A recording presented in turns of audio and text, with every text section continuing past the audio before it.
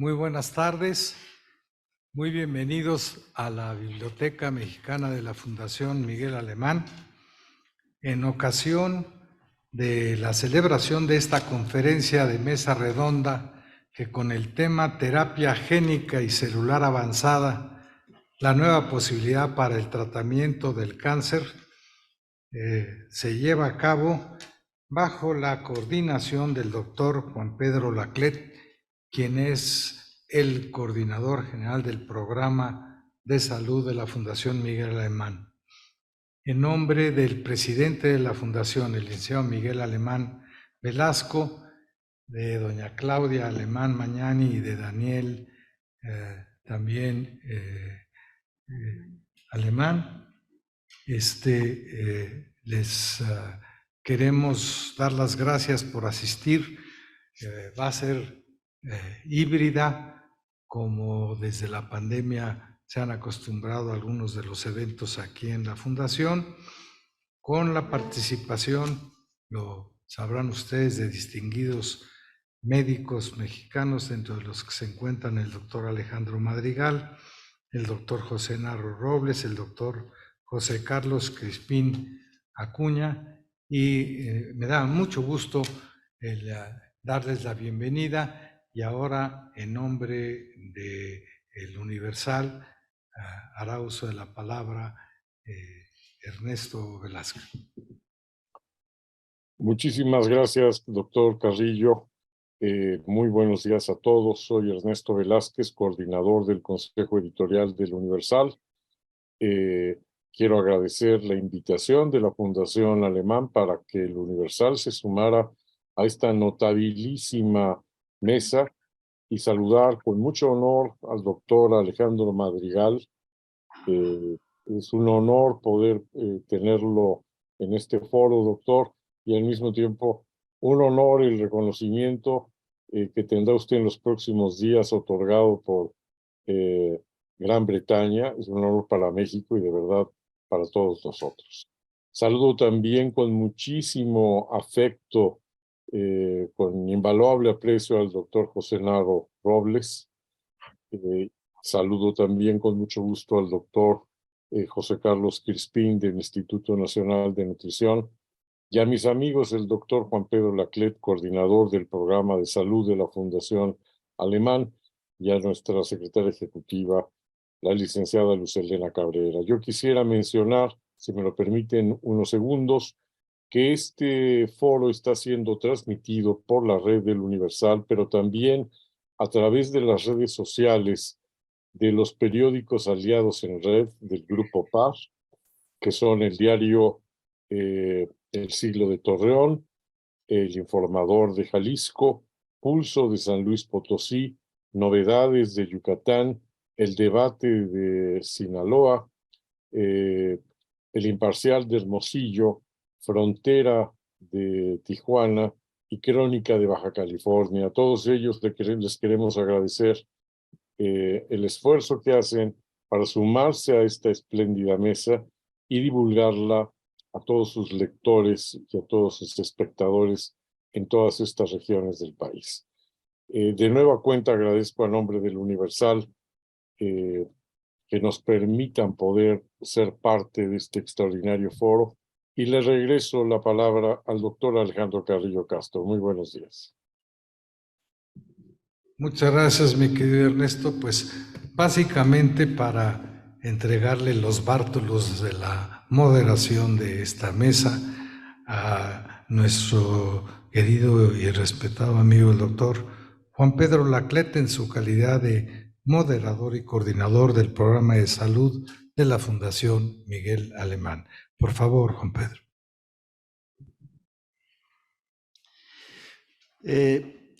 Primero que nada, buenos días, muchas gracias por acompañarnos en esta magnífica ocasión en que vamos a hablar de terapia génica, vamos a hablar de cáncer, vamos a hablar de las nuevas posibilidades para el tratamiento del cáncer. Esta es una actividad del programa de salud de la Fundación Miguel Alemán, que estamos terminando el año con una serie de actividades académicas. La semana pasada tuvimos la cátedra Miguel Alemán en el Cinvestav y ahora posiblemente concluyamos nuestras actividades del presente año con esta mesa redonda.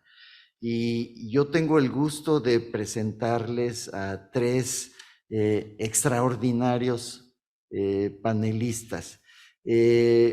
Vamos a hablar de cáncer, de nuevas terapias, y tenemos a uno de los más importantes especialistas a nivel mundial, el doctor Alejandro Madrigal. Al rato les voy a mencionar una semblanza breve de su carrera científica, que es absolutamente extraordinaria.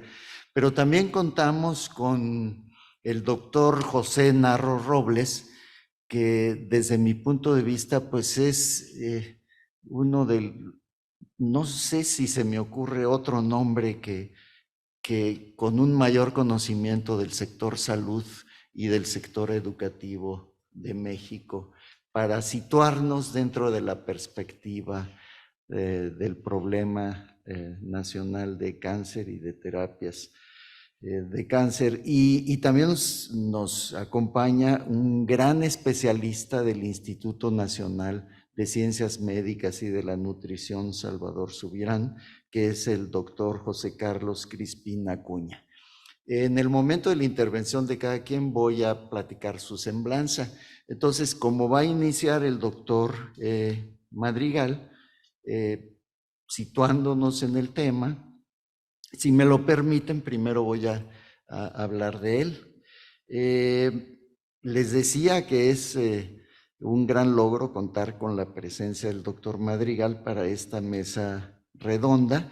El doctor Madrigal ha hecho contribuciones extraordinarias y muy innovadoras en el campo del trasplante de sangre y de médula ósea.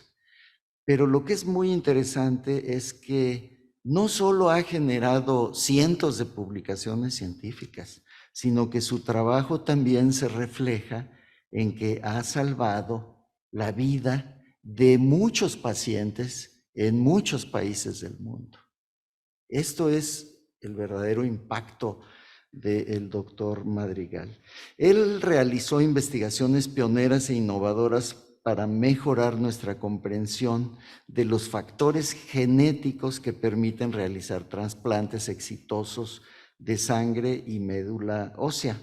Ha patentado esas metodologías, ha contribuido a crear una estructura organizativa que actualmente tiene enlistados, identificados, caracterizados, más de 30 millones de donantes únicos y óptimos para los pacientes con enfermedades como la leucemia. Es importante destacar que su investigación ha sido la base de una notable y reciente mejoría en los resultados de los trasplantes, y en algunas enfermedades, por ejemplo, se ha duplicado la tasa de supervivencia. Entonces se trata de un científico del más alto nivel que posee esa capacidad de pasar del descubrimiento científico hacia la aplicación en beneficio de los pacientes. Es un líder mundial en el área de inmunoterapias y trasplantes de células madre, pero según sus propias palabras, esto se debe a que se formó en las mejores universidades del mundo, en la UNAM, en Harvard, en Stanford y en el University College de Londres. Actualmente es profesor de hematología en el University College y es consultor honorario en el Royal Free Hospital del University College de Londres. Alejandro fue el fundador y primer director científico del Instituto Anthony Nolan, así como el director médico del Centro de Terapia Celular Anthony Nolan en el Reino Unido. Su investigación se refleja en más de 500 publicaciones científicas en las mejores revistas, como por ejemplo Nature, Nature Genetics, Lancet, Journal of Experimental Medicine, PNAS, las mejores revistas científicas. Tiene más de 13,500 citas, o sea, para quienes les interesa la evaluación del trabajo académico, pues el doctor Madrigal tiene unos índices numéricos extraordinarios, tiene un índice H de 62, que eso la verdad es excepcional, pero sobre todo su trabajo ha ayudado a salvar la vida de muchos pacientes. Ha impartido conferencias en más de 60 países de todo el orbe, ha formado más de 100 científicos médicos, y ha recibido la medalla de oro del gobierno británico. De hecho, en unos días va a recibir, pues, no sé, una de las más altas distinciones que otorga el gobierno británico. Y ha recibido también membresías distinguidas de prestigiosas académicas como la de México, la de España, la de Rusia, de Polonia, de Ucrania, del Reino Unido. Ha recibido también doctorados honoris causa, y les decía, en junio se decidió que el Imperio Británico le otorga esto que se llama, lo va a designar como oficial de la orden más excelente del Imperio Británico, y recibirá esta distinción de manos del rey de Inglaterra. Así que tenemos la fortuna de contar con el doctor Madrigal, y bienvenido, y le cedo la palabra. Adelante, Alejandro. Muchas gracias. La verdad es que el que tengo el honor soy yo de estar compartiendo con ustedes esta reunión. Tengo el placer de conocer a Juan Pedro desde hace años, y pues he sido no solamente soy un amigo para mí, es una persona que aprecio mucho, pero contar también con la presencia del doctor Narro Robles, que buscando la palabra que tú decías, cómo describirlo, yo diría es el mecenas de la ciencia, de la salud y de la bondad, porque es una gente que ha apoyado tantas gentes en su papel como rector, como director y como secretario. Es una gente que yo admiro y aprecio mucho. Siempre ha sido una gente tan bondadosa conmigo, y también contar con con José Carlos es impresionante, y agradezco mucho a la Fundación Miguel Alemán que me distingan con esta reunión. Y agradezco también al señor Ernesto Velázquez que me invita. Pues muchas gracias. Yo creo que esta sesión, si me permiten empezar, voy a cargar mi presentación y voy a hablar con una pequeña introducción ahorita, porque lo vamos a ir complementando con las diferentes sesiones de la gente, de los participantes, perdón.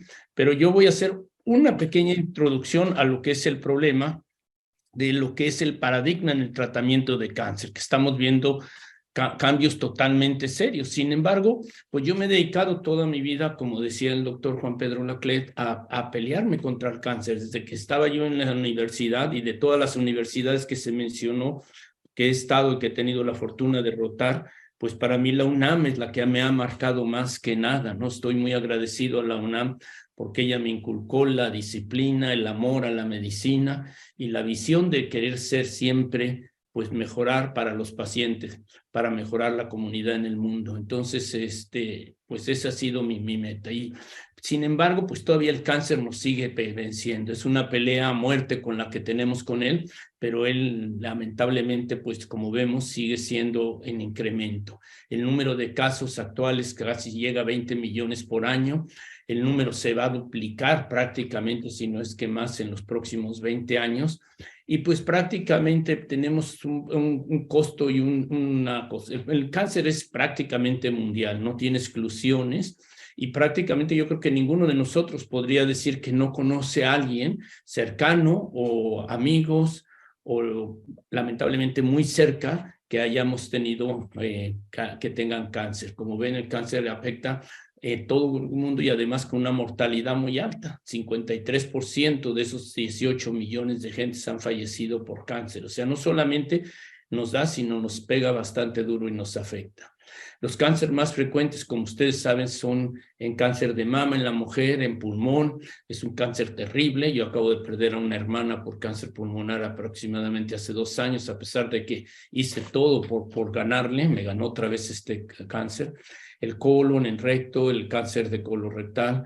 La próstata en hombres es un problema muy serio, en algunos lugares es número 1 y pues obviamente en otras regiones. Y hay algunos que nos podemos detectar más temprano, podemos tratar, los otros no. Esto es lo que yo les decía, vean ustedes aquí los números tan dramáticos, ahorita casi 19,000, 20,000 casos al año, en 2018 fueron. En 2030 el número subió o va a subir, pero para 2040 pues vemos que ya es un número casi duplicado. Y no solamente eso, por suerte pues hemos podido tratar muchos pacientes, pero ahora tenemos muchos pacientes que viven con cáncer, y el paciente que vive con cáncer siempre vive con la incertidumbre de cuándo va a recaer, de cuándo otra vez va a surgir este cáncer. A pesar de los tratamientos tan masivos que hemos logrado y que nos permiten salvar muchos pacientes, no les podemos asegurar casi a ninguno de ellos que estos pacientes no pueden volver a recaer.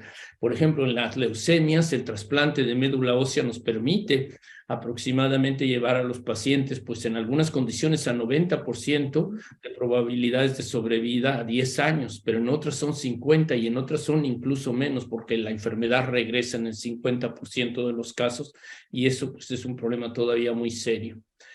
Cada día entendemos más los mecanismos que llevan al cáncer, y esto es muy bonito, este preámbulo, porque nos va a permitir entender la plática del doctor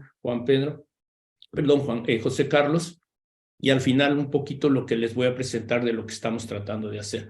Y aquí vemos claramente pues, que un cáncer se desarrolla y libera proteínas que quizá muchos de nosotros, así como estamos hablando sin saberlo, hemos tenido ya la presencia de células malignas, pero nuestro sistema inmune las ha detectado y eliminado.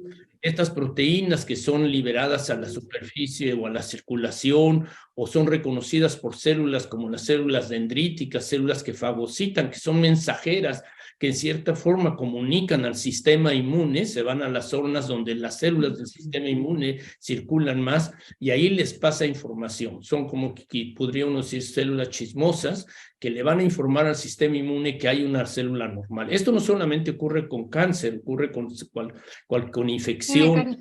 Es como infección a nuestro sistema inmune, y estas células se regresan. Aquí ven que esta célula está pasando, los tejidos, está entrando a la zona, la circulación. Aquí ya lo estamos transmitiendo. Perdón, le estoy oyendo. ¿Podrían apagar su micrófono? Entonces, Sí, aquí llega la presentación antigénica, estas células reconocen al tumor y las eliminan. En principio es lo que vemos, ¿no? Veamos un poquito cómo es esto. Imagínense que este es el linfocito, que es en realidad un linfocito que está patrullando, está reconociendo nuestras células. Es una célula blanca, un linfocito T en este caso, que tiene la capacidad de detectar si hay alguna célula anormal. Estas células van prácticamente tamizando todas las células del organismo, a veces intracelular, en tejidos, a veces en la sangre, pero aquí la ven reconociendo. Es como si fuera este proceso donde la reconoce. Aquí ya identificó esta célula, que sería este proceso que estamos viendo aquí en esta zona de aquí, a una célula normal. A través de una serie de mecanismos, imagínense que esta es la célula tumoral, este linfocito está reconociéndola. Este es el policía que lo está detectando. Y el contacto entre estos se lleva a cabo de tal manera que miren lo que está pasando ahora a la célula tumoral. Le ha hecho tantos daños que ahora ya se ve totalmente dañada su membrana, estas burbujas, hasta que la lleva a explotar, o sea, destruye a las células, induce apoptosis. Además, libera una serie de sustancias que atraen al sistema inmune. Si viéramos en detalle lo que está pasando en esa unión, pues veríamos que el linfocito, que es estas células que están acá arriba, la gris, tiene unas proteínas que se llaman receptores del linfocito T, y que van a reconocer a través de otra proteína en la célula tumoral que le está presentando, como quien dice, un fragmento del tumor o de la bacteria o del virus. Esto es como imagínense un encuentro casi bioespacial, donde esta célula llega, aterriza a través de estos receptores, Y esta célula es como esta proteína es como una bandera que le está diciendo a la célula linfocito T, párate y destrúyeme porque estoy infectado o tengo una célula tumoral. Entonces ya vimos lo que hace esta célula linfocito T a través de este receptor. Y es importante que recuerden esto porque tanto José Carlos como yo vamos a regresar a este concepto y el doctor Narro Robles también. Aquí vemos lo que pasa. Aquí ven esta célula que podría ser la célula anormal que está uniéndose, está presentando. Aquí ya vemos la unión que les presentaba yo, casi como esa unión espacial entre el receptor del linfocito T y la célula presentadora de antígeno. Y además libera sustancias que traen otras células y esto pues permite eliminar al tumor, lo destruimos. Y como decía, quizá esto está pasando en nuestro organismo sin que lo sepamos. Lamentablemente, en algunos casos, esta comunicación entre estas células no se lleva a cabo tan adecuado. Y lo que es más interesante y nos está permitiendo cambiar el curso del tratamiento de pacientes con cáncer es entender que el tumor por sí mismo, como un proceso selectivo, casi de selección natural, como recordando los principios de Darwin, en sus procesos de mutaciones, pues lleva a producir proteínas que ahora le hacen incluso mandarle señales negativas a estos linfocitos. O sea, aquí está el linfocito, pero a través de este señal que ustedes ven aquí, le conecta una otra proteína y la bloquea. Imagínense, es un policía, está ahí, pero está mirando sin hacer nada. De hecho, aquí se ve más claro. Miren, esto no se ve muy complejo, pero es muy clarito. Aquí está el tumor y esto que ven ustedes cafecitos son los policías, vamos a decir los linfocitos, y a este paciente le va a ir muy bien porque es un tumor que está lleno de linfocitos y lo está destruyendo, ¿no? Aquí hay una batalla tremenda que va a llevar al paciente muy seguramente a que erradique el tumor. Y este es el tumor frío. Aquí los linfocitos no se ven no se ve ningún punto café, ninguna nada. Entonces este paciente, pues lamentablemente cuando vemos una biopsia de esta, sabe que el paciente tiene un pronóstico muy difícil. O esto es que están aquí, miren, los policías están aquí mirando, nada más casi como los policías de México en algunas ocasiones, ¿no? Nada más están observando. No, no es cierto, nuestros policías son muy efectivos, pero imagínense, pues esta situación donde el tumor está aquí, pero estos no entran por ese sistema que les mencioné que les está dando señales negativas y esto acá. Ahora hemos aprendido cómo controlar estas señales negativas e incluso podemos tomar con unas proteínas que les voy a mostrar y medicamentos, podemos reactivar estas células y volverlas así. Y esto nos ha llevado pues a un cambio radical en el tratamiento de cáncer en los últimos años. Ya no dependemos nada más de la quimioterapia y la radioterapia o cirugías tan brutales, ¿no?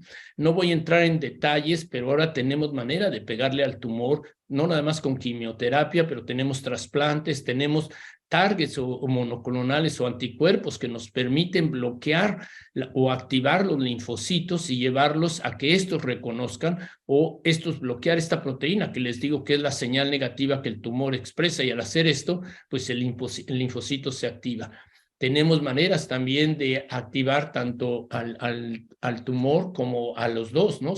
Incluso con vacunas. Por ejemplo, las vacunas contra el papiloma virus, pues han cambiado mucho la susceptibilidad de cáncer cervicuterino, y esto pues es lo que nos permite de alguna manera modular. Y finalmente pues tenemos la ventaja del trasplante alogénico, que es lo que yo me he dedicado toda mi vida, el encontrar donantes no relacionados. Como decía el doctor Juan Pedro Laclede, actualmente en el mundo hay más de 40 millones de donantes en múltiples registros, en múltiples países. Todo se inició en el Anthony Nolan, en el instituto donde yo inicié, bueno, yo empezó una mujer antes, 10 años antes, tratando de salvar a su hijo, pero actualmente pues es una fundación líder que ha ayudado a otros registros en el mundo a formar, y por eso es que yo he andado recorriendo el mundo tratando de que se junten más donantes. Y actualmente esta terapia que está revolucionando todo y que se llama CAR-T-cell y que ahora será mencionada más en detalle por José Carlos. Esta transparencia que vemos aquí realmente sumariza que realmente ahora tenemos muchas herramientas, no nos podríamos tener tiempo para entrar en detalle, pero van desde el trasplantes, donde tomamos células del donante y se las introducimos a los pacientes que tienen de alguna manera, han recibido radiación, radioterapia, entonces su sistema inmune lo va a reemplazar el donante, las células del donante, pero hay que estar seguro que el donante y el recipiente sean iguales.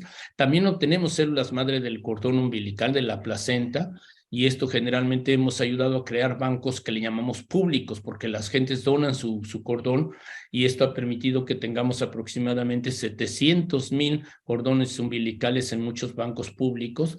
También hemos podido manejar las células específicamente. El mundo de los tejidos que estamos teniendo artificiales y reales nos están permitiendo también tratar pacientes, no voy a entrar en detalle. Y la terapia génica, cambios que ahora tenemos, por ejemplo, CRISP es un método que nos permite cortar y reparar genes y cambiarlos. De hecho, fue el motivo del premio Nobel recientemente del año pasado. Y lo que vamos a hablar hoy más sobre el uso de lo que llamamos CAR T-cells.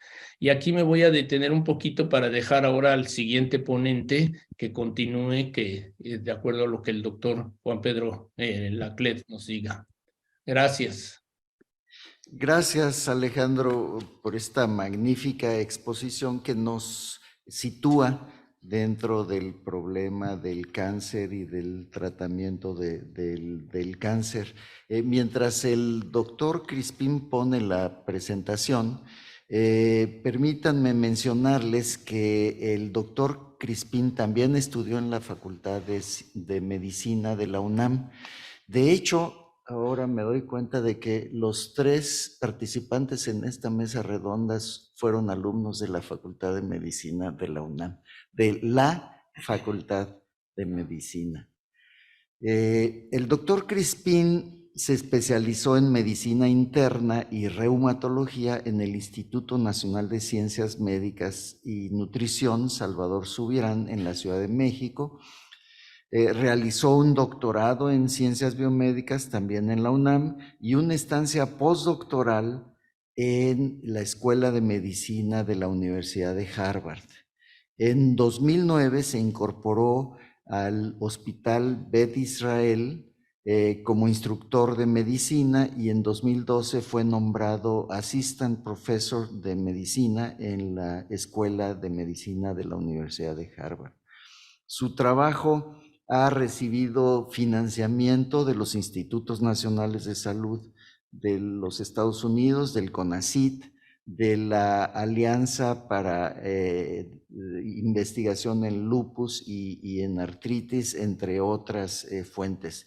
Tiene casi un centenar de publicaciones y tiene más de una docena de capítulos de libro, y es editor, es un científico en una actividad actual verdaderamente notable. Es editor de revistas científicas como PLOS ONE, como Frontiers in Immunology y Clinical Immunology.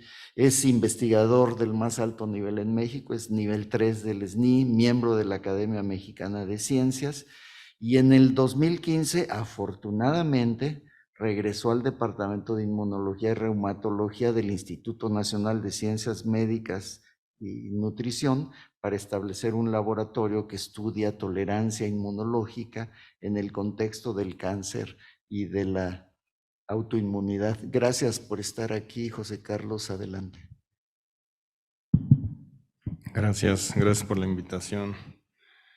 Pues sí, yo me formé estudiando autoinmunidad ahí en nutrición, y de pronto nos dimos cuenta que los mecanismos que protegen a los tejidos propios del ataque del sistema inmune son muy similares a los mecanismos que protegen a los tumores del sistema inmune. Y entonces eso ha abierto una nueva, digamos, campo en la medicina, que también fue premiada con el premio Nobel hace 2-3 años, porque lo que esos investigadores se dieron cuenta es que existen mecanismos en las células que normalmente y cotidianamente evitan que el sistema inmune las destruya. Esto que les estoy presentando aquí es un video tomado de YouTube, en donde lo que ven verde son células del sistema inmune, y miren qué móviles son, ¿no? Cómo se mueven y cómo caminan, como decía el doctor Madrigal, buscando y tamizando en busca de células o que estén infectadas o células cancerosas, ¿no? Lo que se ve en azul es una célula cancerosa, y esto es un video tomado pues es real, pues no es una animación computarizada, en donde la célula cancerosa azul está siendo atacada, en este caso por una célula del sistema inmune en verde, donde la célula le da esta especie de beso, eso que ven ahí es como la boca con la que le da el beso y le inyecta cosas para destruirla, ¿no? Entonces existe bastante evidencia experimental que habla de que el sistema inmunológico, una de sus capacidades y una de sus responsabilidades es estar detectando si las células de nuestro cuerpo están contentas y si están sanas. Y cuando no lo están, el sistema inmune tiene una serie de elementos que le permiten detectar eso y que le permiten darse cuenta y destruir a las células que no funcionan. Entonces, ustedes dirán, ¿y eso qué, no?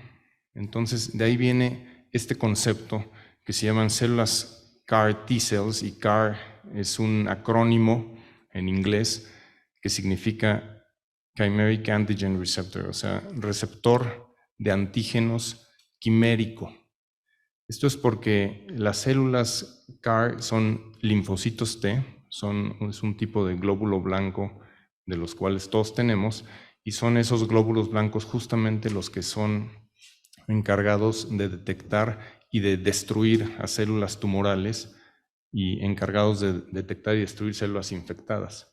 Pero aquí el asunto es que si una persona tiene cáncer, si una persona desarrolla cáncer clínicamente aparente, eso implica que el tumor de alguna manera escapó a la vigilancia del sistema inmune y implica que ese tumor tiene mecanismos para evadir la respuesta inmune y para evadir ser destruido por la respuesta inmune. Entonces, la idea de las CAR T-cells surgió hace varios años cuando a un investigador en Estados Unidos que se llama Carl June se le ocurrió que quizá podría utilizar a las células de una persona, de un paciente con cáncer, y redirigirlas a que destruyera el tumor. ¿Y cómo las dirige? Pues normalmente estas células T tienen un receptor de antígenos que en este dibujo está representado por este esquema, y ese receptor de antígenos, cuando uno forma CAR T-cells, ese receptor de antígenos es sustituido por un receptor artificial, que es el receptor CAR. Y este receptor que se le mete a la célula T, lo que tiene es, por fuera de la célula, en estos especie de aros, es una estructura que es capaz de reconocer algo que esté en el tumor. Y después el receptor tiene una parte que está adentro de la célula T. Déjenme poner un láser para que sea más fácil. Eso. Adentro de la célula T, y que tiene una serie de elementos que le permiten que la célula T se active. Entonces es una manera como de engañar a la célula T y de modificar su especificidad con el fin de que se vuelva específica contra el tumor. Entonces, un poco la idea con las CAR T-cells es que si una persona tiene un cáncer que es susceptible de ser tratado con este tipo de terapia, a esa persona se le extrae sangre y se le extraen sus linfocitos T, y en el laboratorio, de una manera artificial, en general usando le llamamos vectores virales, que son virus modificados que tienen el gen que codifica para el receptor. Eso se mete a la célula T para lograr que la célula T exprese ese receptor artificial, y después las células se expanden para tener millones de ellas y después se le devuelven al propio paciente. Entonces, como son células del paciente, no existen estos problemas de rechazo y de falta de compatibilidad y eso, pero son células que han sido redirigidas, en este caso, para destruir a la célula cancerosa. Entonces, esta es una tecnología bastante novedosa que estamos empezando a conocer. Entonces, ¿para qué sirven las CAR T-cells? Pues depende del antígeno, así le decimos, depende de lo que ve el receptor. Es decir, si yo le pongo a esa célula un receptor que es específico para una molécula que expresa un grupo celular, esas células van a ir y van a destruir a ese grupo celular. Entonces matan a las células que tienen el antígeno en su superficie. Las CAR T-cells que ya existen y que están aprobadas, por ejemplo, por la FDA de Estados Unidos, y que en algunos países como Estados Unidos están disponibles para su uso, esas células están dirigidas contra una proteína que se llama CD19, que es una molécula que se expresa en otro tipo de linfocito, que son las células B. Se expresa tanto en las células B sanas como en las células B malignas. Entonces, cuando una persona recibe CAR T-cells específicas para células que portan CD19, esas CAR T-cells van y eliminan a todas las células B de la persona, tanto las sanas como aquellas que tienen una transformación maligna. Entonces, existen algunos tipos de cáncer que son ocasionados por células B que se han vuelto malignas, en particular la leucemia linfoblástica aguda y el linfoma difuso de células B grandes. Entonces, estos dos tipos de cánceres se ha comprobado que el uso de CAR T-cells es de beneficio en esos pacientes. Por ejemplo, en la leucemia aguda de estirpe B, la FDA ha aprobado CAR T-cells para enfermedad refractaria, es decir, esto no se usa como una línea de tratamiento inicial, sino en pacientes que tienen una enfermedad particularmente grave, una enfermedad que ha recaído y que ya no tiene más opciones terapéuticas. Pero en esos pacientes la respuesta completa que se alcanza es bastante alta, en algunos estudios hasta más de 80%. Y lo mismo, algo similar con este tipo de linfoma, se utiliza en pacientes también con linfomas particularmente agresivos y que han sufrido recaídas, y también se alcanzan respuestas pues bastante altas, considerando que son personas que ya han recibido varios tratamientos, incluso trasplantes de médula ósea, y que han recaído. Uno de los grandes problemas actuales de las CAR T-cells es que tienen efectos adversos extraordinariamente graves, incluso algunos pacientes se mueren, y los efectos adversos son muy frecuentes. Entonces, esto es un tratamiento que aunque en personas que tienen una enfermedad muy grave puede salvarles la vida, pues es un tratamiento delicado. Y además está el asunto del costo, que es extraordinariamente alto. El asunto de las CAR T-cells es un tema que está empezando, es un desarrollo que es bastante inicial, y existe muchísima investigación en el mundo para tratar de desarrollar células CAR que estén dirigidas contra otros tipos de cáncer. Porque como decíamos, pues dependiendo del antígeno para el cual van dirigidas, pues se van a matar ese tipo de células. Por ejemplo, se están desarrollando en contra de mieloma múltiple, en contra de otros tipos de leucemias y en contra de tumores sólidos, aunque ahí ha sido un poco menos eficaz. Entonces, voy a terminar esta intervención con eso y pasar el micrófono al ponente siguiente. Gracias. Gracias, doctor Crispín. Ya nos vamos enfocando en el tema, nos estamos centrando en el tema, y quién mejor para continuar con esta primera revisión que el doctor José Narro Robles. Cuando yo le pregunté al doctor Narro, ¿cómo quieres que te presente? Él me dijo, diles que soy profesor de la Facultad de Medicina de la UNAM, que fui rector y que fui secretario de salud. Y eso pareciera ser suficiente, pero también, si me lo permiten, voy a mencionar otros pequeños detalles de la carrera académica del doctor Narro. Él había dicho, también estudió en la Facultad de Medicina de la Universidad Nacional Autónoma de México, pero hizo estudios de posgrado en medicina comunitaria, en salud pública, en la Universidad de Birmingham, en Inglaterra. En la UNAM ha desempeñado los cargos de secretario general, de director de la Facultad de Medicina durante 2 periodos, de 2007 a 2015, y de rector. Pero ha sido maestro de la Facultad de Medicina durante casi 40 años continuos. Y en la administración pública ha sido secretario general del Instituto Mexicano de Seguridad Social, del IMSS, y subsecretario de las Secretarías de Gobernación y de la Secretaría de Salud. Y entre 2016 y 2018 fungió como secretario de Salud. Es autor y coautor de casi 120 publicaciones científicas, y de más de 250 publicaciones de divulgación. Ha participado en más de 1100 conferencias en todo el mundo.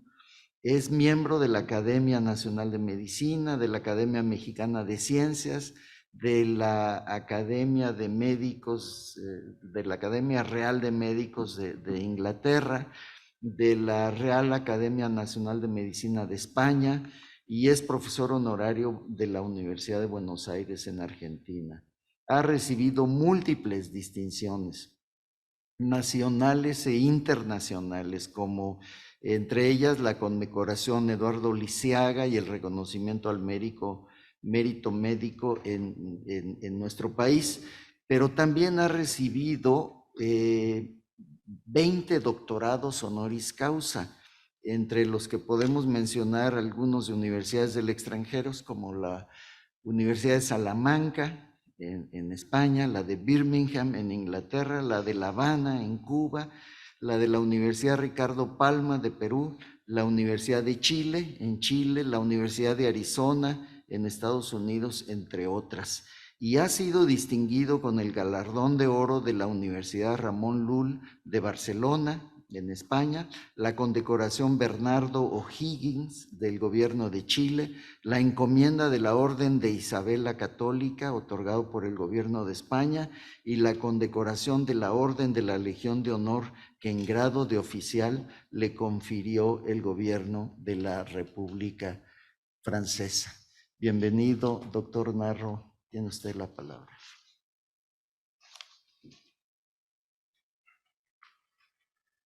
Bueno, qué placer, qué gusto estar aquí en esta oportunidad, una vez más en la Fundación Miguel Alemán.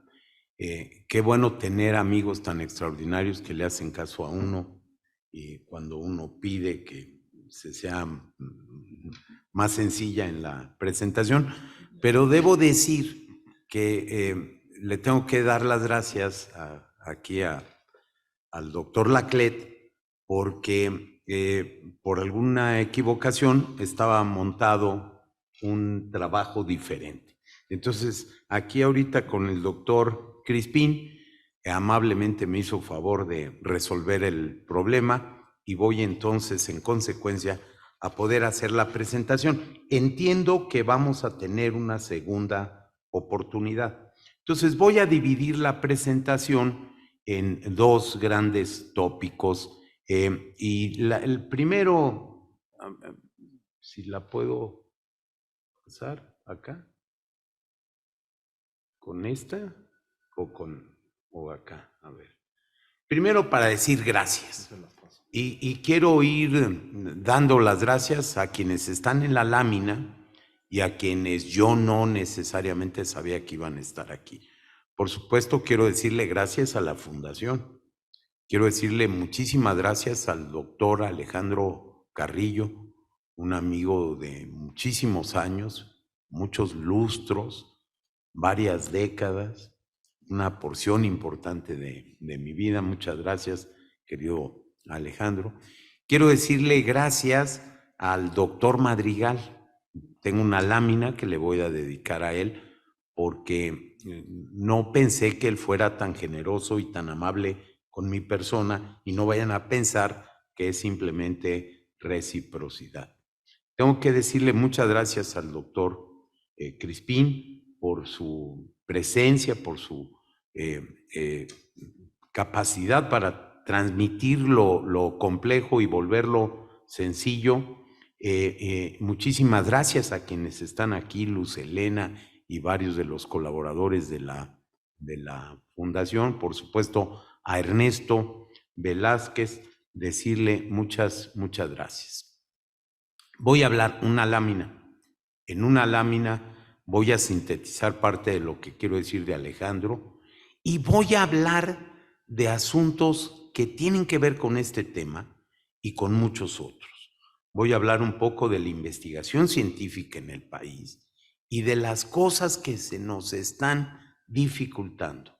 Y finalmente, de las enfermedades transmisibles, no transmisibles en esta primera parte, y dejaré el tema concreto del cáncer en México para una segunda oportunidad.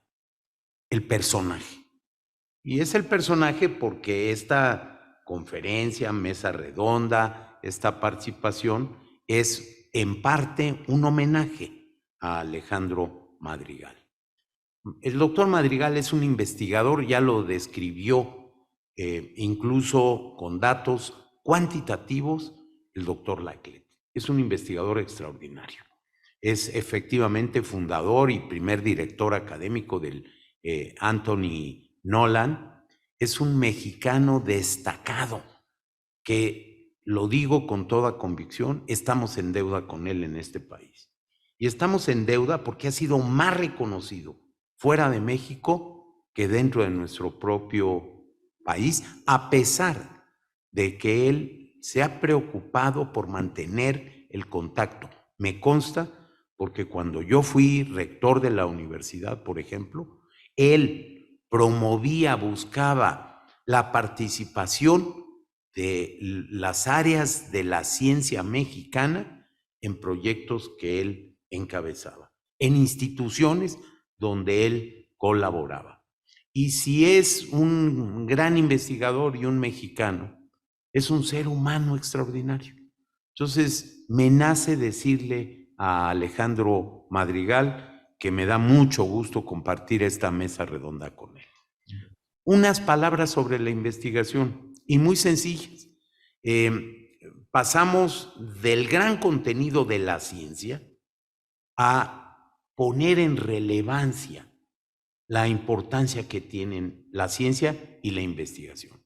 Es una de las actividades que forman parte de la cultura humana y cuyo propósito no es otro que generar nuevo conocimiento, que explicarnos los asuntos del ser humano y del universo, de conocernos mejor nosotros, de identificar con más claridad los problemas del individuo, de la persona, de las sociedades y de plantearle soluciones.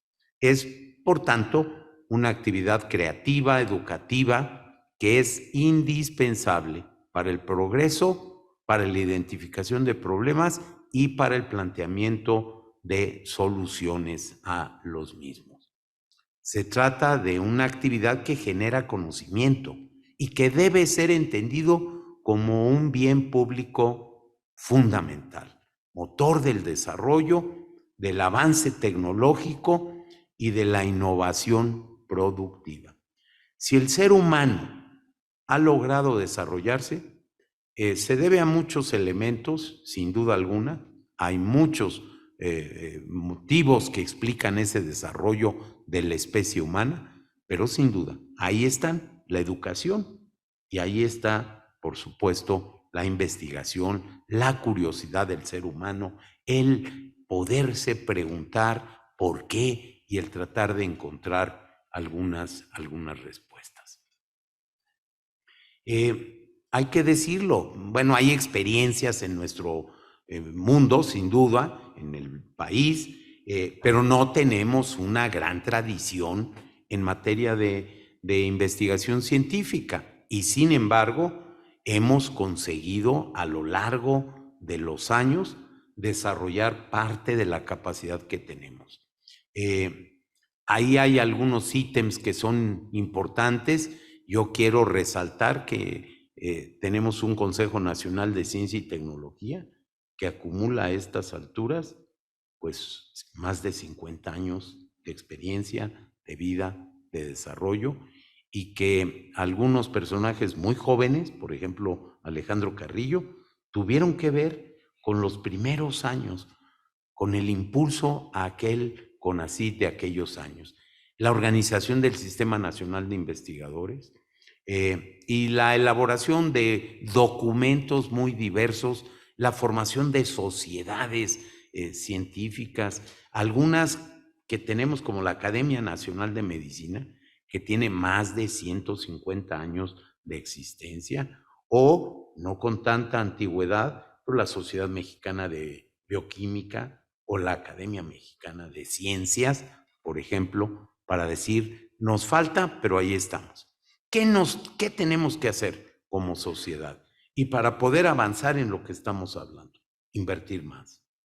Y no hay ninguna duda que México no está haciendo como país, no ha hecho en el pasado y no lo está haciendo ahora la inversión que requiere la investigación científica. Incluso paramos la elaboración de informes, detenemos la elaboración de encuestas. Nos parece que es demasiado costoso saber qué pasa, a quiénes les pasa, por qué les pasa y qué efecto tienen las políticas públicas. Y me parece que es absolutamente una equivocación. No invertimos, y ahí ustedes lo pueden ver, lo que invertimos es relativamente poco, y si nos comparamos con otros países del mundo desarrollado, ahí está el caso de Israel, por ejemplo, con datos de la última publicación de CONACYT, de la que se pueden extraer la información. Pues Israel nos tiene rebasados, pero por mucho, pero no solo ellos. Cuando uno ve lo que está haciendo, por ejemplo, Brasil, pues uno se lleva la sorpresa de que estamos muy atrás de Brasil. Nuestra productividad científica se ha incrementado, se ha multiplicado casi 3 veces y media en los últimos 20 años, pero es absolutamente insuficiente. Hay países, Brasil, que tiene el triple de México. Incluso entonces, poniéndolo en población, en relación a la población, estamos muy abajo. Patentes. Juan Pedro Laclet hablaba del tema de las aportaciones que ha hecho el doctor Madrigal y lo que él tiene. Bueno, eso tendríamos que impulsarlo en nuestro país. Cuando uno revisa los datos más recientes disponibles, pues es que 2 entidades privadas, Ford y Halliburton, superan a México país, en nuestro país, en el tema de las patentes. No escribimos suficientes artículos científicos y tampoco tenemos una cultura del patentamiento. El Sistema Nacional de Investigadores, que hay que cuidarlo enormemente, ha crecido, ha sido una herramienta fundamental para el desarrollo de la ciencia en los últimos 40 años, pero tenemos que fortalecerlo, nunca debilitarlo. Y en el caso de la salud, los institutos nacionales. El instituto donde el doctor Crispín labora, que es uno de nuestros orgullos, nutrición, pero también los otros, cancerología, cardiología, neurología, el hospital infantil, psiquiatría, etcétera, neurología, por supuesto, salud pública, en fin, tenemos que preocuparnos también por apoyar e impulsar a las instituciones de educación superior del sector privado. Yo no estoy de acuerdo en que se vea como una cosa totalmente diferente y en donde no deben llegar recursos públicos. Hay que hacerlo con toda claridad, con toda transparencia, rindiendo cuentas, pero hay que apoyar donde está el talento y donde se pueden desarrollar resultados importantes.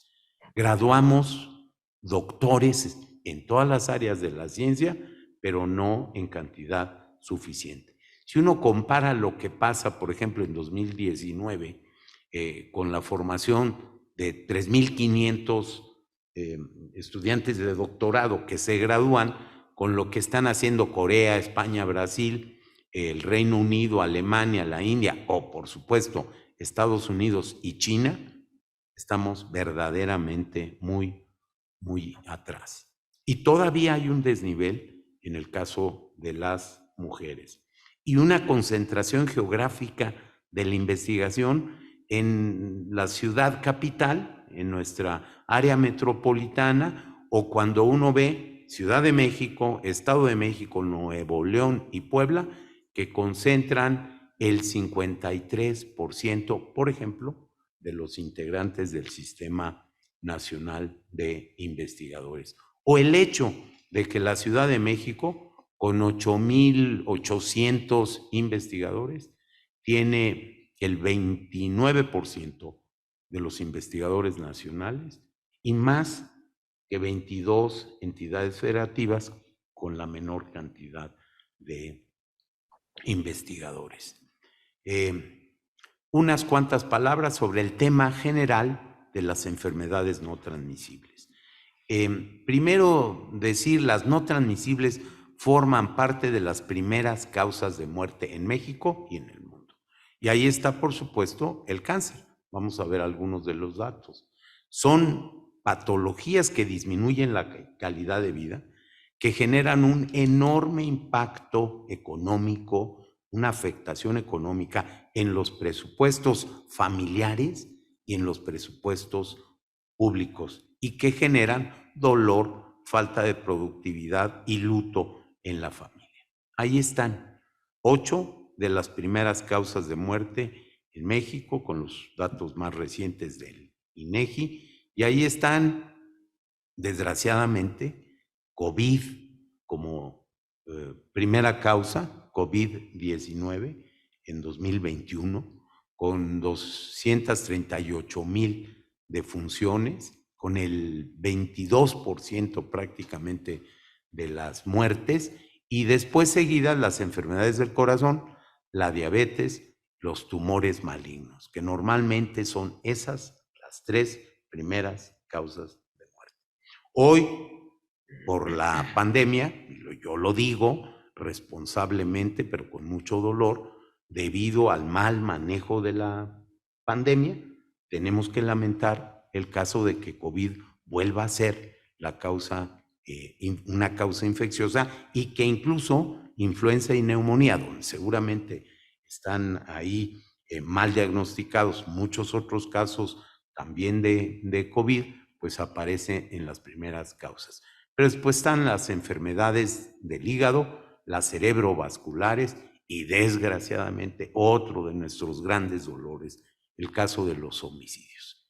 En 2018 hicimos, con la participación de más de 50 dependencias de la Secretaría de Salud y del sector salud, y con más de un centenar de especialistas, un libro electrónico de enfermedades no transmisibles. Altamente recomendable acudir al mismo, y ahí está otra vez un capítulo dedicado al cáncer y algunos de los problemas. Toco el fondo y el final de esta primera parte diciendo 6 de los grandes asuntos que ahí se consideran.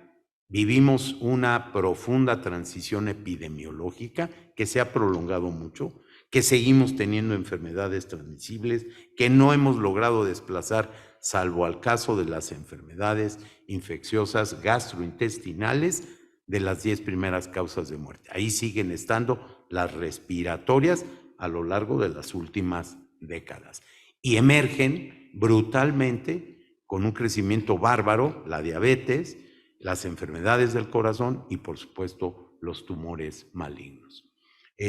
Una enorme, gran, importantísima tasa de mortalidad por las no transmisibles, y la inversión que se tiene que hacer para atender este problema no es posible con las condiciones que tenemos de que se sostenga y mantenga, ni desde el punto de vista de las instituciones públicas, ni tampoco en el caso de nuestra población, una población que tiene un porcentaje muy elevado de gente que vive en pobreza o incluso en pobreza extrema. Por supuesto, se trata de padecimientos que generan mala calidad de vida en los afectados y una disrupción de la vida familiar. Hay elementos, factores de riesgos que se pueden evitar y que necesitamos soluciones innovadoras para prevenir, para controlar y para tratar las no transmisibles. Vamos a ver adelante el caso del cáncer. Hasta ahí le dejo, hay recomendaciones importantes, pero hasta ahí dejo y después regresaré al tema del cáncer en concreto. Muchas gracias, doctor Narro, por esta interesante presentación que nos sitúa el tema de la mesa redonda dentro de un contexto más amplio, el cáncer, su tratamiento dentro del tema de la producción de conocimiento, del desarrollo científico de nuestro país, y también dentro del tema de cómo anda la situación de la salud pública de nuestro país. Yo les voy a solicitar a los ponentes una segunda intervención más breve, en donde procuren, digamos, asociarse con lo que cada uno de ustedes presentó. Les cedemos la palabra, si están de acuerdo, inicialmente al doctor Madrigal. Adelante, Alejandro. Muchas gracias. Voy a otra vez compartir esta presentación, que voy a tratar de ser breve porque se han mencionado puntos muy importantes. Primero, agradecer nuevamente al doctor Narro Robles sus palabras tan hermosas y que me emocionan, porque realmente lo considero él una de las personas que más han influenciado la medicina en México y la salud, y que vengan de él es importante. Yo creo que lo que nos dice también él es muy importante. La investigación es algo que tiene que cambiar y llevar que México y otros países puedan tener recursos que están siendo totalmente costosos a formas más accesibles. Y por otro lado, la innovación, pero también tratar de desarrollar nuevos métodos y fomentar la investigación y que esto tenga importancia. Nos decía el doctor José Carlos, el costos asociados a estos tratamientos y mencionaros que son altísimos, los CAR T-cells. Déjenme revisar brevemente y voy a ir muy rápido sobre la primera parte porque ya lo mencionó José Carlos, pero déjenme regresar al concepto de que yo les decía que esta célula es capaz de reconocer a la célula tumoral. Y como él nos decía, en unas ocasiones falla y esto lleva al tumor. Y esto ha llevado un desarrollo durante los últimos 50 años, que es el uso de terapias celulares que van desde los trasplantes, que se iniciaron en realidad con la intención de tratar pacientes que habían sido irradiados, los trasplantes halogénicos con una curva de sobrevida al principio casi prácticamente nula. Actualmente, gracias a muchas contribuciones de todos nosotros, la sobrevida puede ser hasta 90%, 80%, pero lo que nos hablaba José Carlos es impresionante, lo que estamos haciendo. Déjeme brevemente regresar a esta transparencia porque José Carlos nos decía, esta célula que es el linfocito falló en reconocer a la célula tumoral. Entonces ahora la modificamos genéticamente, le ponemos con un ferry, un vector, un transportador, un gen nuevo que ahora le hace expresar en su superficie una proteína que es el CAR, que es la quimera que él nos decía, que tiene un anticuerpo y el detonador, yo le llamo el lethal weapon, ¿no? la arma asesina dentro de la célula que la lleva a que una vez que esta célula active, reconozca la célula tumoral. Ahora no la va a reconocer como antes con la banderita esta, la va a reconocer con una proteína como nos decía él. Y esto lleva pues a que las células, como él nos mostró, son capaces de ser destruidas. Este es el CAR, ¿no? Ustedes vean aquí la quimera. ¿Por qué es una quimera? Porque ya no usa el receptor normal del linfocito T. Ahora le hemos metido un anticuerpo, y un anticuerpo que es como el que nos protege contra las vacunas, es muy específico, perdón, contra la COVID, las vacunas, es muy específico es como una llave y una cerradura. Solamente entra en la llave y ese es el motivo de la proteína que vaya a reconocer. Él nos mencionó esta gráfica que es muy importante, pero yo voy a resaltar algunos aspectos. Uno, que se le sacan las células al paciente, se les mete este factor y las lleva a uno a expanderlas. Este tratamiento, como él nos decía, es tóxico, tiene bastantes días de producción, es casi artesanal porque lo tenemos que hacer para cada paciente y el costo que él dijo era alto, son $300,000, $400,000 o libras. O sea, esto es para un solo paciente, un medicamento que está costando esto, pues es difícil que esto pueda ser accesible a miles de pacientes y que tengan Méxicos. Todos usan un transportador que les lleva a meter estos genes y eso lo hace bastante caro. Como él nos decía, actualmente hay varios tratamientos aprobados por la FDA, la agencia de Estados Unidos, pero pues tienen mucho problema todavía ampliar las células, el costo, la toxicidad, y todo esto lleva a que haya, como él decía, muchos tratamientos que se están haciendo, pero todavía con poca accesibilidad y hacerlos autólogos. Y pues aunque tenemos muchos CARs que él nos mencionaba, anticuerpos que atacan, por ejemplo, al mieloma múltiple, muchas veces el tumor mismo deja de tener esta proteína blanco y por tal motivo el paciente recae. El 50% de los pacientes que se tratan, aún a pesar de este alto costo, recaen. Eso quiere decir que estamos en cierta forma con un riesgo. Yo comparo esto, como diría yo, teniendo al Checo Pérez en su carro, en el Red Bullet, tratando de transportar. Uno quisiera tener múltiples targets, muchos Checo Pérez para que esto ganara, ¿no? Y esto es imposible y vemos que muchas veces, como les digo, estos CARs, aún a pesar de lo que es, se complican. Voy a saltarme esta parte de aquí. Entonces, ¿cómo podemos ir a lo que yo llamo más allá de la última frontera? Yo prácticamente, terminando viendo que ya hay tantos donantes, dije, tengo que hacer algo que sea diferente.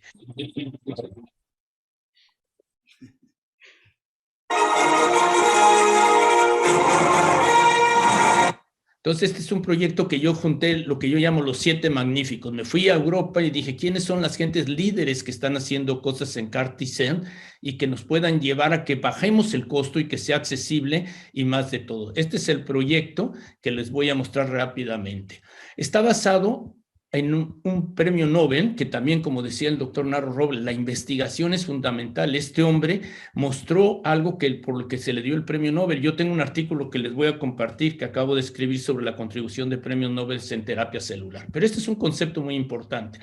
Cualquiera de nosotros está formado por la unión del esperma y del huevo y nos formamos obviamente en el útero y empezamos con una unión de células que se les llama totipotenciales, tienen la capacidad de diferenciarse totalmente, o pluripotencial, tienen la capacidad de diferenciarse en un individuo, en un ser humano, y esto lo hace a través de una serie de divisiones que se van especializando a formar células o líneas que se dividen en 3 etapas que pueden formar células como los glóbulos rojos, la sangre o las neuronas o las células del pulmón. Esto se los digo porque este grupo que junté de los 7 magníficos, usando lo que llamamos el cóctel de Yamanaka, que déjeme regresarle aquí, Yamanaka mostró que con estos 4 genes, si se los ponemos a las células, unas células ya de adulto, o sea, si yo tomo una célula de la piel de ustedes o una célula de la sangre especializada en producir glóbulos, la puedo reprogramar.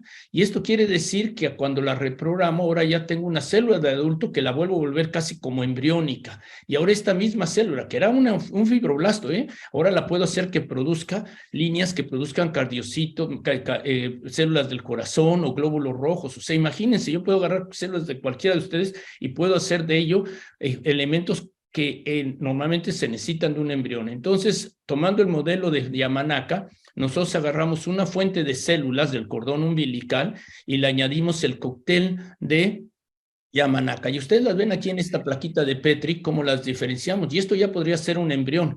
De hecho, las llevamos, como ustedes ven, a estas que les llamo ectodermo, que aquí podríamos sacar neuronas.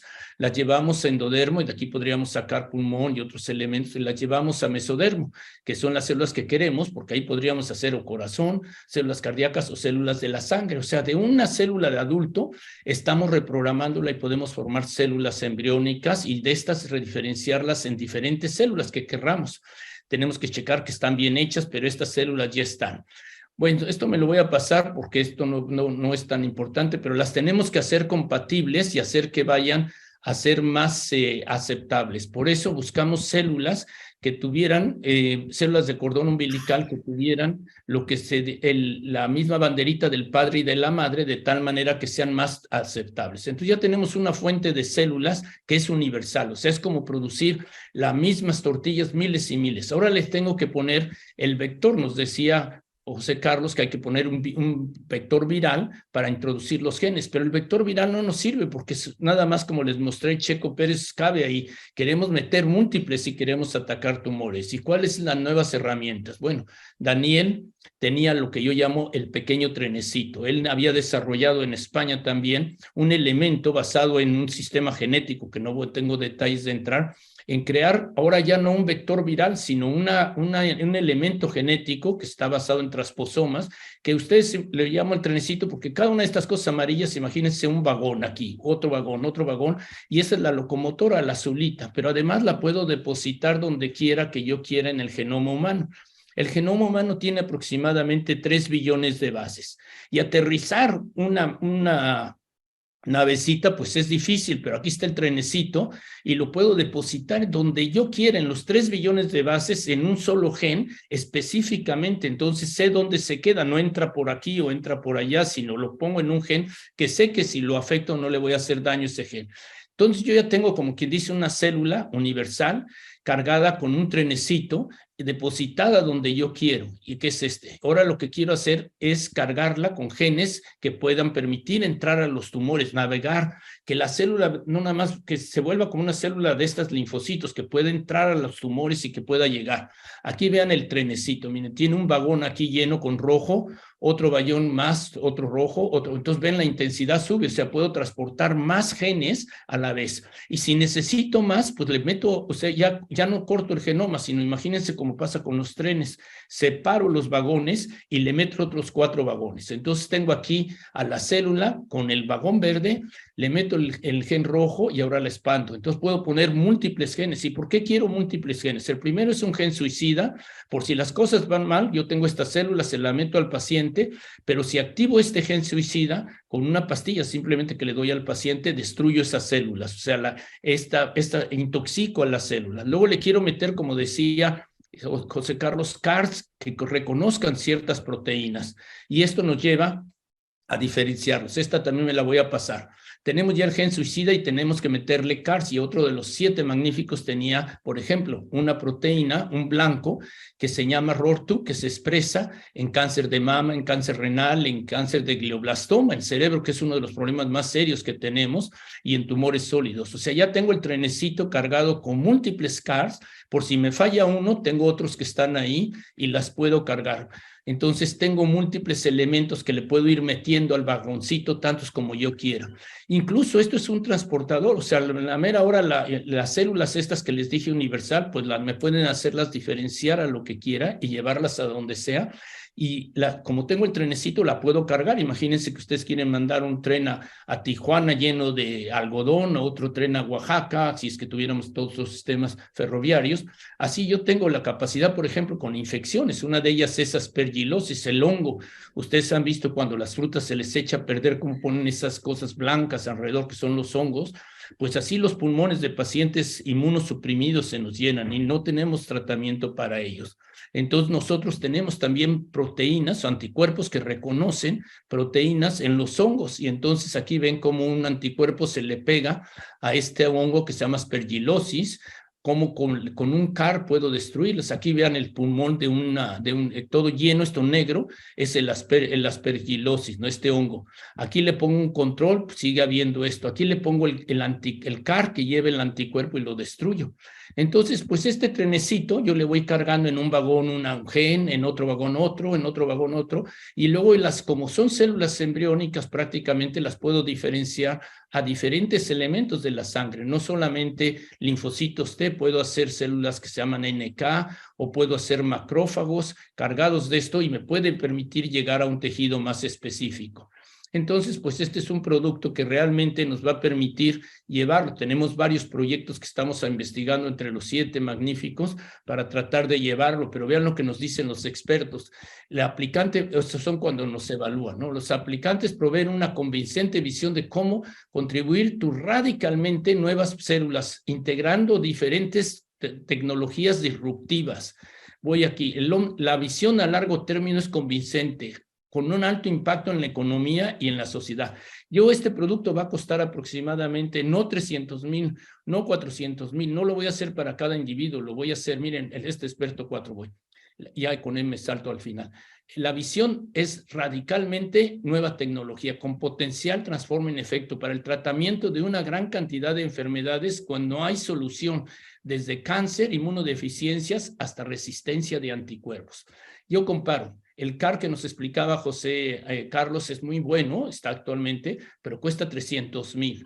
Lleva mucho tiempo en producir, está asociado a toxicidad y es para cada paciente. Aquí yo voy a tener un banco de células, como quien dice, disponibles, congeladas, como si fuera uno a una farmacia, y va a ser capaz de esto. Es como vamos a tener, como quien dice, cada uno de estos un CAR que puede atacar infecciones, que puede atacar envejecimiento, que puede atacar sistemas bacterianos y toda una serie de cosas. Por eso la investigación debe de llevar a resolver los problemas, como nos diría el doctor Narro Robles, que son críticas en el tratamiento de pacientes con cáncer, con infecciones, y que sean accesibles a nuestras poblaciones. Si yo puedo producir esto, como decimos en inglés, off-shelf, como que dice, disponibles disponibles en cualquier momento, a un costo muy bajo, pues quizá esto va a permitir tratar pacientes que actualmente no tenemos de opción. Algo que nos decía José Carlos, que es fundamental, es que pacientes que se tratan con esto actualmente son pacientes que ya han fallado a todo tipo de tratamiento y aún así pueden sobrevivir hasta 50, 80%. Si este tratamiento que tenemos lo hacemos más accesible, vamos a tener muchos pacientes que actualmente se están muriendo de muchas cosas, tratándolas y llevándolas a México, llevándolas a lugares donde no hay recursos para tratar miles de pacientes con un costo tan alto. Gracias. Muchas gracias, doctor Madrigal. Nos presenta una visión verdaderamente deslumbrante del futuro del tratamiento de cáncer y, como usted bien lo explica, de varias otras enfermedades. Esto rebasa con mucho la frontera del cáncer, porque estas células se pueden entrenar para proteger en contra de otros agentes dañinos. Así que es una visión de futuro que me parece muy alentadora. Yo le pediría una segunda intervención al doctor Crispín. Adelante. Sí, gracias. Voy a ser breve esta vez y solamente quisiera pues hacer una especie de reflexión en el sentido de lo que dijeron los doctores Narro y Madrigal y llamar la atención a un aspecto que es muy importante, que es, y que quizá no ha sido tan evidente en esta mesa, que es que este tipo de tecnologías y este tipo de soluciones están más cerca de lo que parecen, ¿no? O sea, en México existe pues es una tierra virgen para que este tipo de cosas se pudiera desarrollar. ¿Por qué digo eso? Porque existe mucha gente que es capaz de hacer estas cosas, pero que estamos en un momento de la vida del país en donde o nos subimos al trenecito, como decía el doctor Madrigal, o no nos subimos y ya lo perdimos. Este es un momento en donde el desarrollo no solo de CAR T-cells, sino de, por ejemplo, anticuerpos terapéuticos y en general inmunoterapias, podría ser una realidad en el país si se eliminaran algunos obstáculos, ¿no? Y sobre todo si hubiera un cambio en los paradigmas mentales de los mexicanos como sociedad y abrazáramos a la ciencia como algo a través de lo cual podemos resolver nuestros problemas médicos y no médicos, ¿no? Entonces, yo solo quisiera dejar eso así. Se están haciendo esfuerzos actualmente por arrancar unidades para hacer CAR T-cells. Estamos tratando de montar una en el Instituto de Nutrición. Investigadores de la Universidad de Nuevo León también están haciéndolo allá. En el Instituto Nacional de Pediatría también. Entonces, al menos hay 3 primordios de esto en el país, pero debería de haber mucho más. Y yo creo que un poco en el fondo es porque no creemos en la ciencia en México. Entonces, si esta visión cambiara a nivel sociedad y a nivel gobierno, yo creo que podríamos ser un país que aprendiéramos a resolver nuestros problemas, ¿no? Entonces, quiero dejarlo así y a ver, pasar el micrófono. Gracias. ¿Puedo añadir algo? ¿Puedo, Juan Pedro? Sí, ¿Puedo añadir adelante, algo? Alejandro. Por favor, breve. Rápidamente. Y yo creo que lo que acaba de decir José Carlos es muy importante porque ya hemos estado también con él y con el doctor Carcinovich y con muchas gentes tratando en México, con la UNAM, con Juan Pedro también y con el doctor Alejandro Moar y el doctor Emanuel Ruiz de Chávez, creando que surja la plataforma en México para que esto ocurra. Y creo que es importante el compromiso de México. Yo he estado en México en los últimos 5 meses, como 5 veces tratando de que esta plataforma se lleve y se desarrolle en México, y estamos buscándolo incluso con instituciones que pueden apoyar financieramente. Es importante, no nada más como dice José Carlos, sino no nada más por cáncer, sino por muchas otras cosas que, como nos dice el doctor Narro Robles, miremos exactamente que hay miles de pacientes que están falleciendo y que los podemos salvar. Perdón. Sí, el doctor Madrigal está haciendo actualmente una labor de promoción de este tipo de desarrollos en nuestro país, cosa que le agradecemos y es extraordinariamente valiosa. Le cedo el micrófono al doctor Narro. Dice, London, we have a problem. Pero no importa porque se las traigo la versión impresa. Esto me recuerda algunas palabras del doctor Sarucán, que se refería a que cuando uno tiene que dar alguna presentación, siempre lo escuchó de un director de la UNESCO, tiene que tener preparado mentalmente por lo menos una presentación corta y una presentación larga. Y la solución era decir, la corta es gracias y la larga muchas, muchas gracias, ¿no? Entonces, aquí uno tiene que estar preparado en contra de que la tecnología puede fallar. Y yo voy a terminar en realidad diciendo, siempre es más fácil ver los números en una imagen que guardarla simplemente por la vía auditiva. Pero, a ver, el cáncer en México es un grave problema de salud pública. Es un problema muy, muy serio que nos genera decenas de miles de fallecimientos, en donde registramos alrededor de 200,000 casos nuevos y 90,000 defunciones, como pudimos ver en la estadística de 2021. El costo es un costo elevadísimo y lo es para las instituciones de salud y resulta también uno de los graves problemas de catástrofes económicas en las familias. No es raro entonces que en el Seguro Popular, hoy extinto, y en el Fondo de Protección contra Enfermedades que generan gastos catastróficos, también en vía de extinción, todos los cánceres, todos, en menores de 19 años, estaban cubiertos sin derecho a la seguridad social, estaban cubiertos dentro del programa. Y estamos hablando de un número muy, muy, muy importante. Decir que en México, en Los problemas más frecuentes, los diagnósticos más frecuentes se refieren a cáncer de los órganos digestivos, 33%, 1 de cada 3, los genitourinarios, 24%, mama y piel, 14%, y órganos hematopoyéticos, el 14%. Por supuesto, cuando hablamos de defunciones, la mayor parte de las mismas se presentan en población adulta mayor, en población que tiene 65 años o más, donde se concentra el 56% de las defunciones. Y si uno suma el grupo anterior, el de los de 45 a 64 años, estamos hablando de 1/3.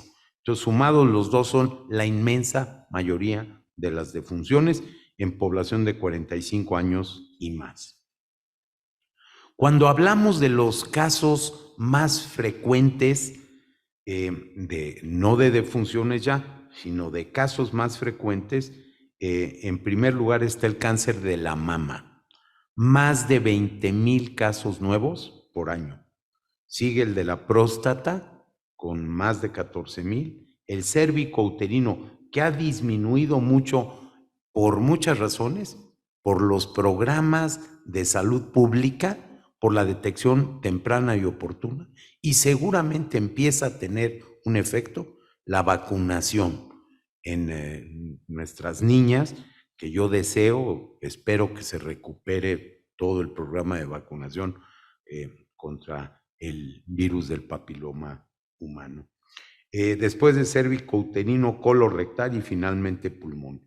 Y en materia del número de defunciones, ahora no de casos, pulmón ocupa el lugar número 1 en México, con más de 7,600. Hígado, el segundo, con 6,400. Próstata, estómago, mama, cérvix, colorectal y leucemias, que no es despreciable el número de defunciones que se registran. Más de 4,500 defunciones al año. Tenemos recursos, pero no son suficientes. Se ha generado una red de centros estatales.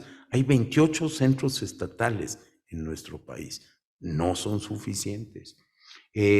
Teníamos, y yo espero también que pronto logremos como país recuperarlo, un registro nacional de cáncer que estaba empezando a funcionar y que desafortunadamente ahorita está en pausa, digamos, para ser optimista. Recursos humanos importantes, pero no suficientes. Menos de 200 unidades de radioterapia y según los indicadores internacionales requeriríamos el triple de las mismas. Y recuerden que vivimos una transición demográfica que nos va llevando a que tenemos cada vez más adultos mayores y por tanto más problemas de casos y más defunciones. Tenemos un programa de vacunación contra hepatitis B que protege contra el cáncer del hígado y el virus del papiloma humano, que protege en el caso del cérvico uterino. Y programas importantes de detección temprana en cérvico uterino y en el caso de mama. Los varones hemos sido muy refractarios al caso de la detección temprana, al diagnóstico oportuno del cáncer de la próstata y de los problemas de la próstata. Y eso, bueno, pues ahí está, se refleja en la estadística. Finalmente, el caso de niñas, niños y adolescentes, y recordar, son relativamente pocos casos cuando se ve la masa de los más de 90,000 muertos por cáncer en el país, pero no deja de ser un motivo muy importante, y entre el primer año de vida y los 14 años de edad es el cáncer como el problema de salud, la primera enfermedad. Antes están los accidentes, pero representa un problema muy importante para la salud de niñas, niños y también de adolescentes. 6,000 casos nuevos al año, más de 2,000 defunciones en menores de 18 años y, por supuesto, un diagnóstico y un tratamiento que no tienen la oportunidad requerida. ¿Qué hacemos? ¿Qué tenemos que hacer? Y yo termino con eso, con 5 consideraciones. Una, y lo decía Alejandro Madrigal, y lo decía José Carlos Crispín Acuña, hay que atrevernos a pensar y actuar de manera diferente. Hay que entender que los problemas normalmente tienen solución y cuando no tienen problema, solución, dejan de ser problema. Pues parte de la realidad, simplemente el cáncer, las enfermedades tienen solución y lo que tenemos que hacer es aplicarnos para resolverlas. 2, la coordinación. El doctor Madrigal nos mostró sus 7 magníficos. El doctor José Carlos Crispín Acuña tiene que mostrarnos los 5 fantásticos de México o los extraordinarios superhéroes que tienen que hacerlo. Tercero, hay que impulsar la medicina traslacional. Lo decía Juan Pedro Laclet, Madrigal ha sido capaz de pasar del laboratorio, del modelo, de la teoría, del experimento, a la clínica, al paciente, a los enfermos. Del caso a la atención poblacional. Lo tenemos que hacer. Cuarto, hay que sumarnos a la iniciativa que hoy la Fundación nos está presentando con esta convocatoria y en donde está implícito y en donde Madrigal y Crispín Acuña tienen que ser parte de esa fortaleza para articular. Y por último, decía una diva mexicana, una mujer inteligente en grado superlativo, guapérrima también, María Félix, decía, el dinero en la vida no es todo, pero vieran cómo ayuda. Y en este caso, para la investigación científica, por supuesto que no es todo, pero vieran cómo ayuda, ¿no? Tenemos que encontrar financiamiento, tenemos que favorecer el desarrollo de nuevos proyectos y el que hoy se está planteando, la terapia génica, la terapia celular avanzada, la inmunoterapia en general, la investigación en estos campos que desarrolla Juan Pedro, que desarrolla el doctor Crispín y en Londres internacionalmente uno de los líderes, Madrigal, tiene que ser apoyada. Encontremos fuentes de financiamiento. Gracias. Gracias, doctor Narro. Disculpas por haberle fallado con la proyección de sus diapositivas, pero la verdad ni se notó. Su plan B era tan bueno como el plan A. Gracias por esta intervención. Yo les pediría ahora a los participantes en la mesa redonda una intervención de 1 minuto. Y si me lo permiten, comenzamos con el doctor Crispín. Nos llegaron algunas preguntas, si pudieras hacer mención de ellas, y después yo les pediría un comentario final al respecto de los temas que hemos tratado. Sí, voy a leer las preguntas que tengo aquí. Una persona preguntó, ¿este estudio ayudaría también a personas con lupus? Supongo que se refiere a las células CAR T-cells y de hecho sí, porque en el lupus unas de las células que se portan mal, digamos, y que participan en la enfermedad son las células B. Hace un par de meses se publicó un estudio preliminar en donde se estudiaron unos cuantos pacientes con lupus muy grave a los que les dieron células CAR T y en la duración de ese estudio, que no era muy largo, todos los pacientes mejoraron. Entonces sí se está considerando esta terapia como algo potencial en el futuro para personas con ciertos tipos de lupus, ¿no? El lupus muy intenso que no responde a terapia convencional. Otra persona pregunta, acabo de ser operada de cáncer de endometrio, empiezo el 31 de enero con quimioterapia y radioterapia, ¿esto me puede ayudar? En este caso, la respuesta sería todavía no, porque, como decíamos, el tratamiento tanto de CAR T-cells o lo que presentó el doctor Madrigal depende todo de encontrar algo que tenga el tumor y que pueda ser atacado por las células estas. Eso es uno. Y dos, encontrar maneras, no hablamos mucho de eso hoy, pero en tumores sólidos, a veces las células cuando entran al tumor se apagan. Entonces se necesita en ese caso otros tipos de terapias, ¿no? Pero bueno, pues está habiendo mucha investigación y quizá en el futuro.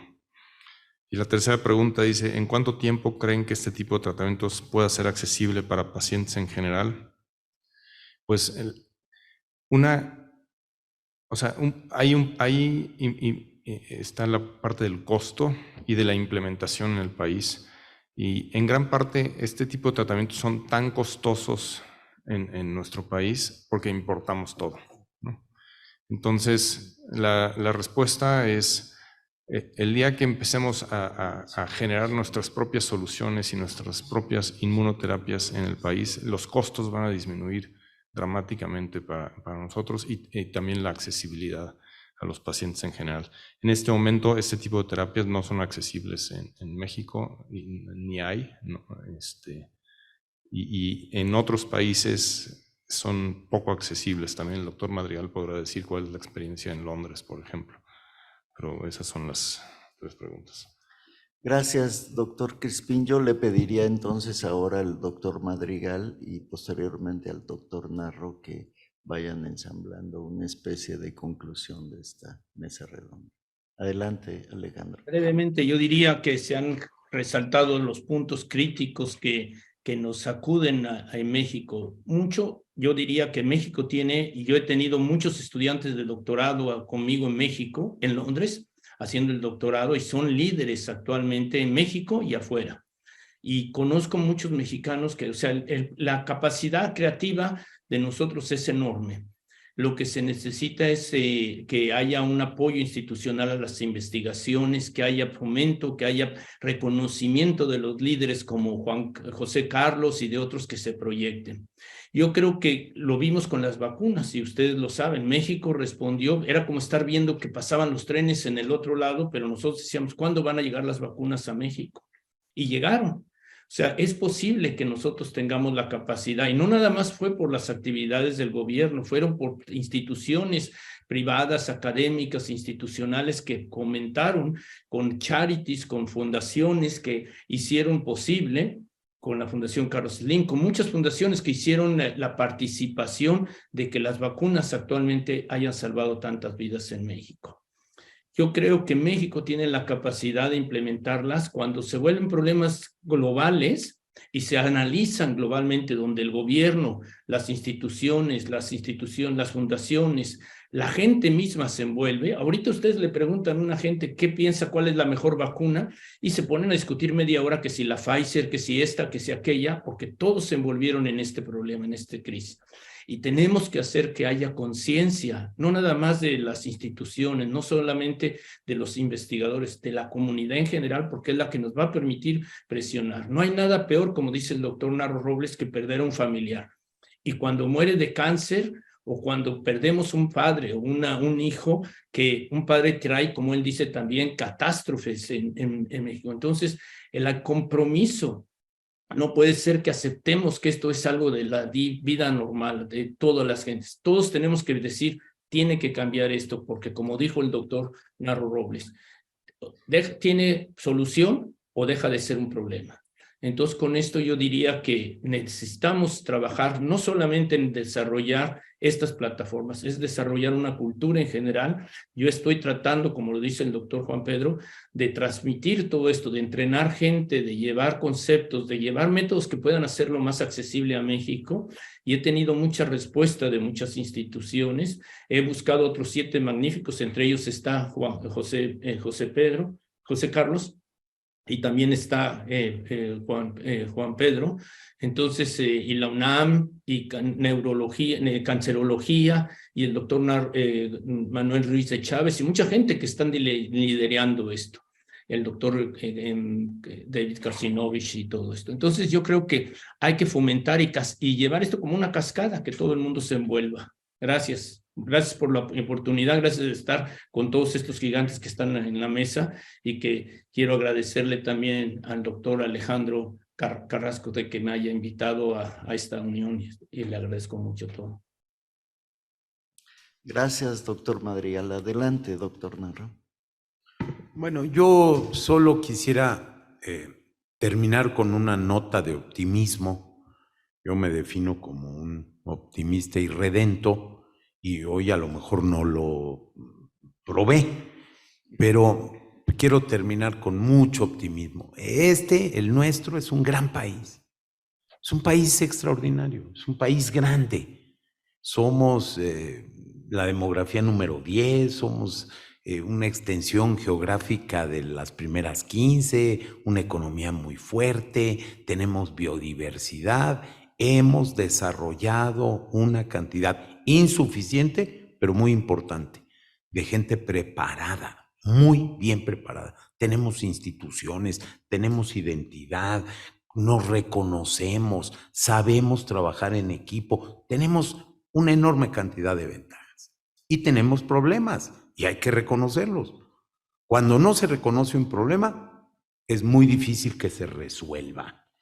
Necesitamos reconocer que en materia de educación superior, que en materia de investigación científica, nuestros esfuerzos han sido muy valiosos y han redituado, pero son insuficientes.